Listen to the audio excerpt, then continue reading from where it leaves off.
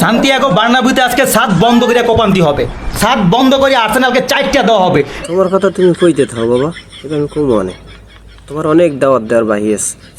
বেনি দিবে 2টা, এমবাপ্পে দিবে 1টা, বেলিংহাম দিবে 1টা, কয়টা? 4টা। সাত বন্ধ করে আজকে আর্সেনালকে কোপান্তি হবে। আর্জেন্টিনার সাপোর্টার যারা আছো তাদেরকে কোপান্তি হবে, ঠিক আছে?